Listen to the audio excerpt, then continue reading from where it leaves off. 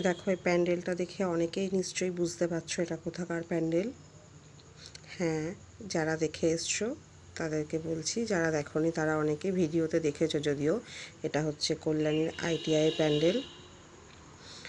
এই কল্যাণী ITI প্যান্ডেলটা যখন এই বাঁশ বাঁধা হয়, বাঁশের ঝাড় যখন বাঁধা হচ্ছিল তখন এটা দেখে এসছিলাম।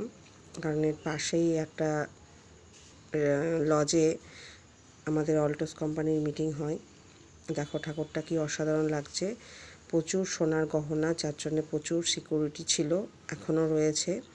এই ভিডিওটা গতকালের করা, গতকালই ঠাকুর ভাসান হয়েছে ওখানে। এই পেছনের প্যান্ডেলটা দেখতে পাচ্ছ, এখান দিয়ে খুলে ঠাকুরটা বার করবে, সেই রকমই কথা হলো। যখন আমরা বিকেলবেলার দিকে বাড়ি আসছিলাম তখন দেখলাম ঠাকুরটা বের করেছে, ক্রেনে করে ট্রলারে তুলছিল। দেখো ভেতরের কাজগুলো খুব অসাধারণ। শুধুমাত্র পুজোর মধ্যে যাইনি, এত ভিড় হয়, প্রত্যেকবারই ভিড় হয়, তা যাওয়া হয় না কোনোবার। এবার যেহেতু ওখানে কাজের দরকার ছিল তাই জন্যেই ওখানে গেলাম, ঠাকুরটা দেখে এলাম, তাই একটা ভিডিও করলাম। আমি যতটুকুনি পারলাম ভিডিও করে তোমাদের দেখানোর চেষ্টা করলাম। যারা দেখোনি ITI প্যান্ডেলটা তারা অবশ্যই দেখো, প্যান্ডেলটা সত্যি খুব সুন্দর প্যান্ডেল হয়েছে।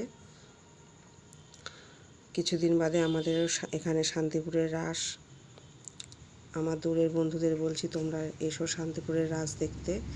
দেখো সত্যি অসাধারণ লাগছে প্যান্ডেলটা, ভেতরটা।